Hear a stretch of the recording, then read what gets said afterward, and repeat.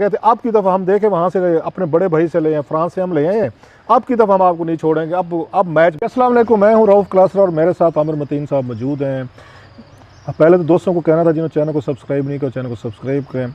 आमिर भाई, जो बड़ी ये इस हफ्ते की खबर थी, जो मेरा ख्याल है पाकिस्तान में शायद इतनी सीरियसली नहीं ली गई, इंडिया में तो बहुत बड़ा एक उनका इवेंट था और एक बहुत बड़ी उसको मेरा ख्याल ग्रैंड सेलिब्रेट किया गया नेशनल लेवल पे, टीवी चैनल्स ने, मीडिया ने, पब्लिक ने। बल्कि जहाँ पे लैंड करना था वहाँ पे मैं देख रहा थाउजेंड्स ऑफ उन्होंने पुलिसमैन डिप्लॉय कर दिए थे कि वहाँ पे 3-4 किलोमीटर तक किसी को अंदर जाने की इजाज़त नहीं थी, आप तस्वीरें नहीं ले सकते। राफेल जहाज़ के आने पे, मैं राफेल जहाज़ की बात कर रहा हूँ उस पर कि राफेल जो आए हैं वहाँ फ्रांस से आए हैं, कोई उनकी जो डील हुई है इंडिया की कोई 36 के करीब मेरा ख्याल लेने हैं, और जो उसकी प्राइस है इट्स मैसिव, कोई 50,000 उनके 58,000 करोड़ जी करोड़। मुझे तो अरब ही नहीं बनते टू बी फेयर के कितने अरब हैं, कितने बिलियंस डॉलर है। 58 बिलियन डॉलर के करीब बन जाता होगा। मतलब मुझे टोटल नहीं पता, so I am not giving the figure इस पे कि उनका 58,000 करोड़ जो है ना, पता नहीं कितने बनते हैं। हमारी जहालत के हमारे मतलब फिगर जो है ना, दे हैव गॉन आउट। खैर, तो वो सारा एक बहुत बड़ा एक वहाँ पे वो है पाकिस्तान की तरफ से हमने देखा, वो ठीक है। उस पर उस सोशल मीडिया पे भी चलनी शुरू हो गई हैं गॉसिप्स। आपको पता है पाकिस्तान इंडियन जो है ना, उस पर ट्विटर का अल्लाह भला करे कि पहले जो बातें चीतें हम तक नहीं पहुंचती थी, अब एक सेकंड लगता है एक दूसरे को टांट भी कर लेते हैं, एक दूसरे को हिट भी कर लेते हैं, गाली गलोच भी कर लेते हैं, सिख किस्म के कमेंट्स में हम एक दूसरे का। अच्छा, ये से निचले लेवल पर नहीं होता, माशाल्लाह अब ये ऊपर के लेवल तक भी पहुंच चुका है दोनों मुल्कों में। सो उस पर उन्होंने वहाँ पे जो आगे उस उनके इंडियन वो ऑडियंस थी, उन्होंने उनको राफेल को दिखाया कि अब हम आपको देख लेंगे जी, वही वाला देख लेंगे, अब आप ज़रा तैयार रह ना। वो पिछली दफ़ा तो आपके रूसी मिग थे, वो हम मार खा गए थे। अब की दफ़ा हम देखें वहाँ से अपने बड़े भाई से ले आए, फ्रांस से हम ले आए हैं, अब की दफ़ा हम आपको नहीं छोड़ेंगे। अब मैच बड़ा पड़ेगा। तो पाकिस्तानियों ने क्या किया उसके मुकाबले में, मुझे शुगल भी लगा रहता है उस पर ट्विटर पे। उन्होंने अभिनंदन साहब जो हैं तो उनकी तस्वीरें साथ में लगाई जब उनका जहाज़ यहाँ पे गिरा था। प्लस चाय की प्याली किसी ने ये उसमें कर दिया कि जनाब आपके 5 जो राफेल्स हैं, 5 आए हैं निचली तौर पर, तो ये 5 हमारे चाय के कप के बराबर हैं। वही जो टीज़ फैंटास्टिक उनको सर्व की गई थी। सवाल ये है मेरा आपसे, पाकिस्तान की तरफ से हमने कुछ ज़्यादा कोई एक्टिविटी नहीं देखी, एहतजाज नहीं देखा पहले, क्योंकि इंडियंस हमेशा करते थे जब पाकिस्तान अमेरिका से कोई भी वेपन्स लेता था या असला वटेवर, तो बड़ा एहतजाज करते थे इंडियंस के हमारे खिलाफ इस्तेमाल होंगे सारा जो वेपन्स है, असला जो है। पाकिस्तान ने इस दफ़ा कोई ज़्यादा रिएक्शन हमें नज़र नहीं आया, ज़्यादा कोई एक्टिविटी नज़र नहीं आई। क्या पाकिस्तान कॉन्फिडेंट है कि हमारे पास यहाँ पे JF थंडर 17 है और F-16 जो है दे कैन मैनेज इट? और प्लस ये बताएं कि अगर फ्यूचर में कोई डॉग फाइट होती है, अब इंडिया के पास आ गए राफेल, तो उन पर दबाव बढ़ेगा उनकी पब्लिक का, इंडिया जनता का, कि भाई साहब आपने यहाँ पे आगे 58,000 करोड़ लगाए हैं, तो जब पटाखे बजाने के लिए लगाए हैं या इनको तो कुछ इस्तेमाल करके दिखाएं। वह पाकिस्तान इज सो मतलब कूल काम कि F-16 का और उसका राफेल का जो है या JF थंडर का ये इक्वलेंट हैं, बराबर हैं। सो पाकिस्तान को कोई फिक्र नहीं है। नहीं, पाकिस्तान के फॉरेन ऑफिस का एक वो जो रूटीन का एक होता है आया है, मगर उसको बहुत ज़्यादा फ्लैश नहीं किया, क्योंकि ये पाकिस्तान के मतलब है नहीं है, ये ज़्यादा चीन के मतलब है। बाकी ये ज़रूर है कि जिस तरह आपको याद होगा हमारे यहाँ जब F-16 आया था तो एक पॉपुलर कल्चर में वो जो है ना, हर वैगन और बस के अंदर भी जो है ना पायलट त्यारा उन्होंने लगा दिया था, और F-16 हर जगह F-16 की तस्वीरें थी।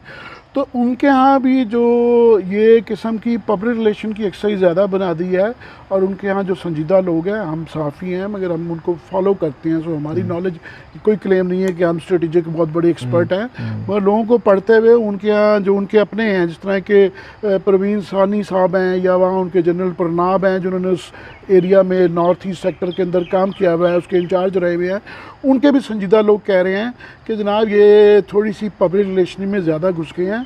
5 राफेल के आने से कोई बहुत ज़्यादा स्ट्रेटेजिक चाइना के मुकाबले में ख़ास तौर पे कोई बहुत फ़र्क नहीं पड़ा। जब 2-3 वजूहत है, 36 भी अगर आ जाएं तो पहली बात तो ये है कि 1-1.5 साल लगता है उनसे फेमिलियर होते हुए, ट्रेनिंग लेते हुए और उनकी यूजेबिलिटी को सिक्योर करते हुए। तो ये 1.5 साल का तो वो प्रोसेस है, ये नहीं कि जहाज़ आगे। आपने देखा होगा लोग मजाक कर रहे थे कि वो जो 5 जहाज़ थे वो Su-30 2 जहाज़ों की निगरानी में आ रहे हैं। तो उन्होंने कहा अगर इन जहाज़ों की निगरानी Su-30 ने करनी है, वो किसी रशियन ने ट्वीट की हुई थी, तो फिर Su-30 से ही लड़वा ले आप जो है। तो वो अभी एक ये दूसरा, ये 5 जहाज़ों ने इंडिया के एयरफोर्स का एक बहुत बड़ी शॉर्टकमिंग ये है कि उनके यहाँ भांत भांत के जहाज़ बाहर से हैं, और उनकी इंडिजिनस जो है बिल्कुल भी इंडस्ट्री ना होने के बराबर है, और उनके स्पेयर पार्ट्स का इशू रहता है बेताशा, क्योंकि रशिया से भी मंगवाए हुए हैं, फ्रांस से भी मंगवाए हुए हैं, पता नहीं कहाँ कहाँ से उन्होंने मंगवाए हुए हैं, और उनके स्पेयर्स का इशू रहता है। हमारा JF थंडर जो भी है चाइना का हम बना रहे हैं, अब यहीं बन रहा है और हमारी यहाँ पे इंडिजिनस इंडस्ट्री है। हमारा जो मेन प्लांट है, मेन स्टे का जो जहाज जो JF थंडर है वो हम पाकिस्तान में ना सिर्फ के बना रहे हैं, हम उसके एक्सपोर्ट भी कर रहे हैं और डे बाय डे इम्प्रूव भी कर रहे हैं। और हमारी चाइना की जिसे कहते हैं ना इंटर ऑपरेबिलिटी की 10 एक्सरसाइज हो चुकी हैं, लद्दाख में हो चुकी हुई हैं। सो हमारा इन सिंक है हम चाइनीज सिस्टम के साथ, तो वो हमारी एक एडवांटेज है। दूसरा लास्टली वो इसलिए जो उनके संजीदा लोग हैं स्ट्रेटेजी इंडिया के स्ट्रेटेजी के एक्सपर्ट्स जो हैं वो ये कह रहे हैं कि जनाब ये जहाज़ 5 से इंडिया और चाइना में इतना ज़्यादा फ़र्क आ गया हुआ है। एक तो फाइनेंस का कि हमारा देखें ना, पहले एक जो फ़र्क होता था $2 बिलियन का होता था, अब हमारा $55 बिलियन का इंडिया और पाकिस्तान का फ़र्क आ गया। उनका $66 बिलियन आ गया बजट डिफेंस का, हमारा 11-12 के करीब है। तो मगर उनका 66 और 166 का फ़र्क है चाइना के, एक तो पैसों का, दूसरा ये है कि उनके अपने लोग जो स्ट्रेटेजिस्ट हैं वो ये कह रहे हैं कि जनाब ये इंडिया ये शोबाजी ज़्यादा कर रहा है कि 5 जहाज़ के वहाँ पे जो है चाइना की जो है वो ये ज़मीन वॉरफेयर ख़त्म हो गई हुई है, इनका सारा एम्फेसिस जो है लैंड, नेवी और एयरफोर्स पे है। वो चले गए हुए हैं इलेक्ट्रोमैग्नेटिक स्पेक्ट्रम के अंदर, जिसके अंदर साइबर आ जाता है, जिसके अंदर स्पेस आ जाता है, रॉकेट टेक्नोलॉजी के अंदर है, और उनकी 2 लाख फ़ौज वहाँ पे चली गई भी है। इंडिया ने भी अब 3 डिवीज़न फोर्स, जो पाकिस्तान के लिए इंपॉर्टेंट चीज़ें हैं कि 3 डिवीज़न उन्होंने पहुँचा दी, तकरीबन 2 लाख के करीब जो है वहाँ पे लद्दाख में सिर्फ 2 लाख, पहले उनके 14, 15, 16 3 कोर्स थी। 14 कोर जो थी वो इसमें लद्दाख में थी, 15 जो है कश्मीर वैली में, और जम्मू में उनकी जो है 16 कोर थी। अभी 3 डिवीज़न फौज तकरीबन 2 लाख तक उस फिगर को ले जा रहे हैं, वो सिर्फ लद्दाख में हैं। तो उनको ये और वो उनकी तैयारी जो है वो कह रहे हैं, जो एक्सपर्ट्स हैं जो दुनिया के बड़े, वो कह रहे हैं कि वो ये काइनेटिक वॉरफेयर ही नहीं हो रही, उनकी जैमिंग फैसिलिटी चाइनाज़ की, और जो उन्होंने हैबिटेट वहाँ बना लिया हुआ है।